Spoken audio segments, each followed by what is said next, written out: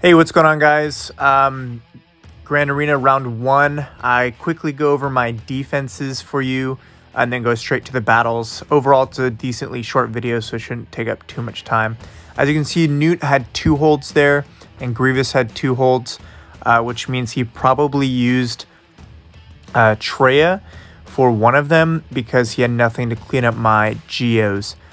As well as I split my Malik and Darth Revan again to see if I could do something with those again. Just kind of testing out some new defenses. As you can see here, this is a nasty Grievous team. Full gear 13, including Watt, Relic 5, B1. I wanted to do Jedi Knight Revan lead because I got my Jolee to Relic 5. And if you see on the bottom left throughout this clip, I have the tallied number of revives and keep track of the cooldown of Jolee. You always want to make sure you keep track of when Jolee will have his revive again, and of course his basics reduces cooldowns. So this was my absolute best Jedi Knight Revan versus Grievous match I've ever had. As you can see, I kept tapping on his icons instead of the character because he's too small. I might need to move him to where Jolee is on the spot of positions. But you always want Jolee to be in the second spot anyways, because in AoE, when you have the person in the second spot, they get revived first on an AoE, so Jolee would be revived first. So maybe I'll put GMY where Basilishan is. Anyways, yeah, I got Jolee to Relic 5, and he has crazy amount of HP. And then I also have Relic 3, Jedi Knight Revan, 5, GMY. No relics on Bastila, and I have a Gear 12 Hoda with no Gear 12 pieces and 1 right side Gear 12 plus. So that's for references. This was a full Gear 13 Grievous team, but always target Watt in this particular match and then go for B2 like normal. As you can see, I'm giving everything to Jolee to reduce the cooldowns. Also, that gives him more defensive survivability with Grandmaster's training. So I'm 2 away. So now I have it next round, and here we go. So there's the first revive, and then I just keep going. Of course, Grievous goes on a rampage. Already lost 2. Basila's more protection, so I probably wouldn't have died as quick. But Jedi Knight Revan provides much more damage, and then towards the end of the battle you can get more banners back because of the attacks out of turn. That's also a benefit that Jedi Knight Revan lead provides. So I'm also reducing his cooldown again just in case. We got rid of the TM there on Grievous. And then I'm just going to keep on making sure everyone has the ability to survive. So I'm going to take the speed up, pass it around. I wanted to get Foresight out on the field because B1 was about to take a turn and do an AoE. And then now we have his cooldown reduced again.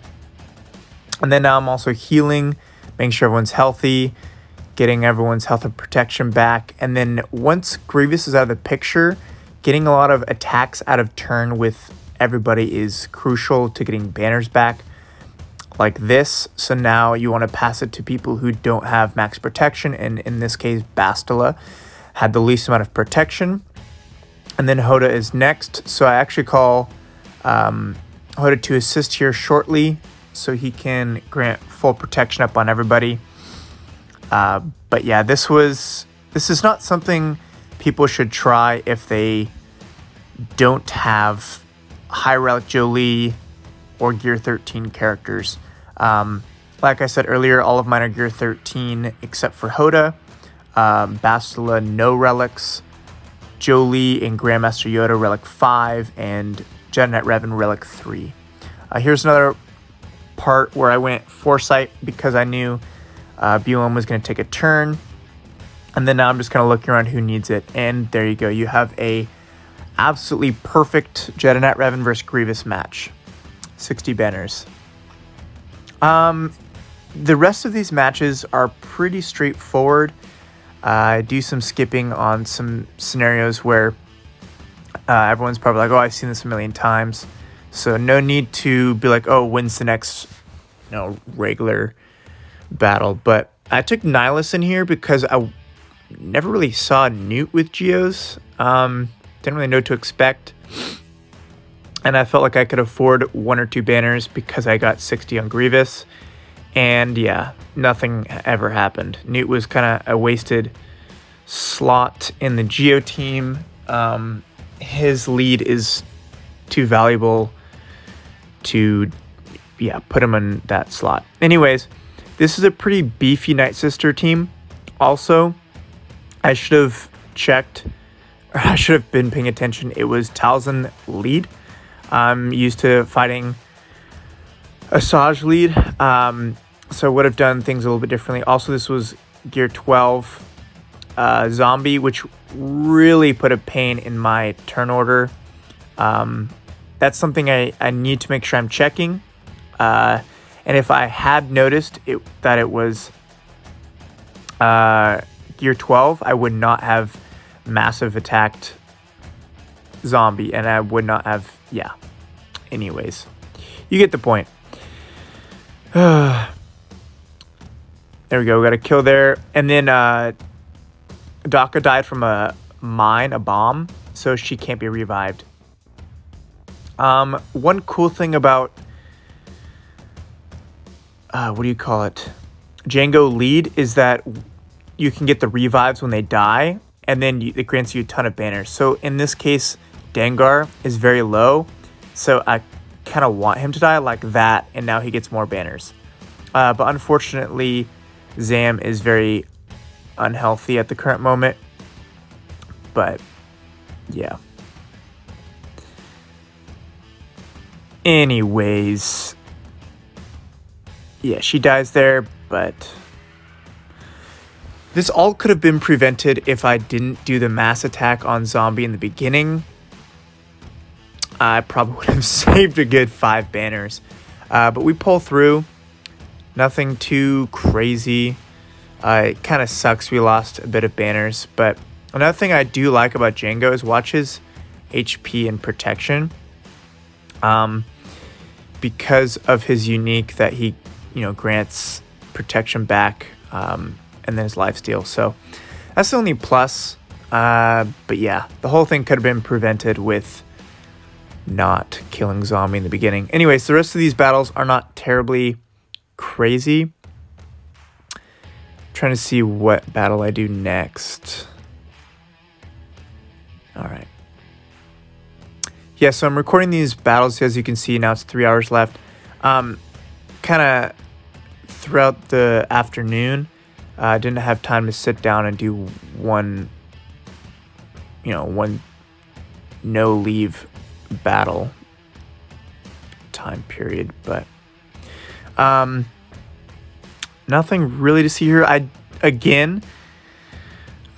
need to practice this a lot more. That's why I keep doing it, because I need to figure out, because I want this to work. Palpatine should easily handle this team. I try to see if I can, I just fracture him. Anyways, Droideka is kind of the issue in this. Gotta love me some Droideka. Droideka is one of my favorite characters, honestly. But yeah, I think I lose TIE Fighter Pilot when I don't need to. And then also I go for Dooku too much. So here I should not have gone for Dooku whatsoever. It's kind of just trying to get him to die, but of course it was a big flaw. And then there goes, So should have gone for the other two before Dooku, and then worry about Dooku later. And then I'm blinded, so I should not have wasted that. And then now I could have done the AoE stun, but oh well. And then, of course, Fracture whenever you can. But I need to get me some Dooku Zeta. That Zeta is so annoying. But yeah, so I should have waited to attack Dooku until then.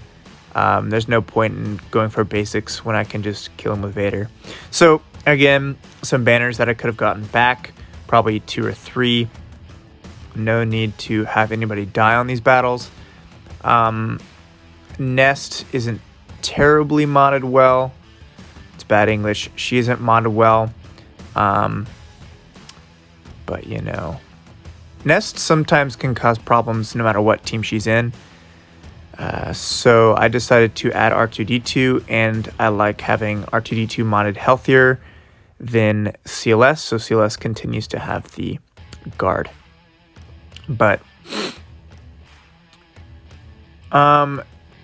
yeah, nothing really crazy to establish here. The main thing we gotta work out for is controlling. It was actually too much damage, but the counter works. After this GAC, I modded Chewbacca with even more tenacity. I took all offense mods off of him. In this GAC, I have 4 offense mods, 2 tenacity with a tenacity cross. And I swapped it to 6 tenacity mods because I'm so tired of him being dazed. It's the most annoying thing in the world. And plus, he does true damage anyways. So, I mean, it kind of looks like I'm going to get caught here, but luckily I don't. As you can see here, boink. But, yeah, I remodded, so I think we're good there.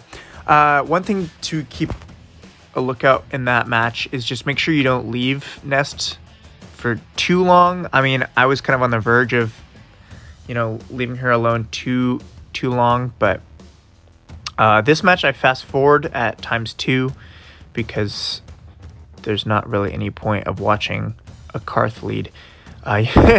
You're more than welcome to skip this, but this battle is about, I don't know, 15 more seconds roughly in real time, maybe 20 at most.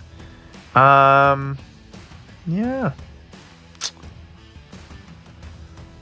I try to, let's see, I used R2. Usually I put R2 on this team, but I put 3PO just because I looked, you know, at the rest of the matches. I don't need 3PO on my what do you call it, Padme team. So yes, but 59 banners because, as you can see, Finn is missing just a sliver of HP, which is unfortunate, but it is what it is. And then this battle, I don't show the whole thing. I show like 5 seconds of it. I still have Padme and Gas as my last 2 teams. Very big powerhouse teams. So even this is overkill. Like, I didn't need GK. Didn't need Snips. I don't know. It's just, I mean, Snips is probably useful in this situation because of the Dispel like that. But I mean, I do have Anakin for Dispel. But yeah, totally skipped ahead. No one wants to watch a slaughter. And then, of course, no one probably wants to watch a slaughter on here anyways. But this battle is literally, I think the in-game timer is 20 seconds or something. I didn't know which 501st characters to use. So I decided to not use 5s. Yeah. Anyways, results are at the end, like always. So thanks for watching, guys. Enjoy, and hope everyone else's GAC went well. Thanks for watching.